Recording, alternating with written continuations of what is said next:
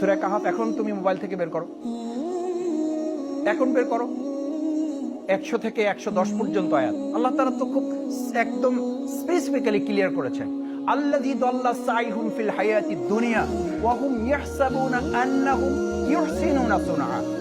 ইউহসিনুনা সুনআ, কিছু সংখ্যক লোকেরা দুনিয়াবি এরকম কিছু দিনের কিছু কাজ টুকটাক করে, একটু টুপিটাপি পরে, একটু জামা টামা পরে, দাড়ি টাড়ি রেখে, তাহাজ্জুদ তাহাজ্জুদ পরে, ইসলামের কিছু কাজ আমার সুবিধার মধ্যে যেগুলো ভালো লাগে, একটু মানে যাতে কোনো ঝুঁকি টুকি নাই, ঝুঁই ঝামেলা নাই, এই সমস্ত কিছু কাজ করে সে মনে করে যে আমি অনেক ভালো কাজ করতেছি।